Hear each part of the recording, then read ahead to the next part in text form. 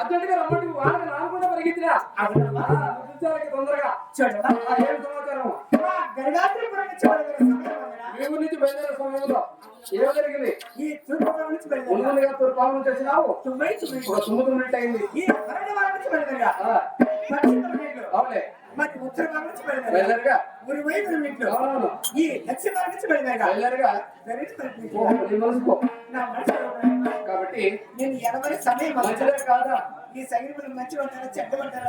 మా వచ్చేటప్పుడు వాన కూడా ఎక్కువ వచ్చినావు, వానకు నాన్న కూడా కలుసుకుంటూ వచ్చినావు కదా. చూడమ్మా నీకు జరిగిన సైన్యం మంచిలో కావాలని నన్ను అడుగుతున్నావా? మేము ఈ మాకేం తెలుస్తుందండి దేవతలకి వెళ్ళకపోతే నేను మానవులు కూడా అవులే. మీరు కూడా ఎక్కడికైనా ప్రయాణం సమయంలో మీరు కూడా బయలుదేరే సమయము పాటిస్తారు కదా. ఈ మంచి ఉంటావా చెడ్డ ఉంటావా? నేను కూడా వైకుంఠానికి నుంచి వచ్చేసిన ఇక్కడికి భూలోకం మీ దగ్గరికే వచ్చా. ఈ భూలోకంలో నలుగురు కూడా తగినాలు చేస్తారు పాటిస్తారు కదా. మంచిగా కాదని నన్ను అడుగుతున్నావు కాబట్టి మా శాస్త్రం ప్రకారంగా నీకు దగ్గర మంచిది కాకపోతారు. ఇక్కడ కూడా మంచిగా దుస్సగినం అంటారు, అవన్నీ చెత్త సైన్యం అంటారు. కానీ ఇక్కడ వచ్చినావు ఎగురుతున్నావు దుక్కుతున్నావు. ఇక్కడ భక్తులకు తెలియదు ఎవరైంది, నీవెవరో, నీ పేరేమి, నీ తల్లిదండ్రులు ఎవరు, నీ భర్త ఎవరు, నీ సమాచారంలో కొంచెం చెప్పు. నా సమాచారం చెప్పు కూడా చెప్తుంది.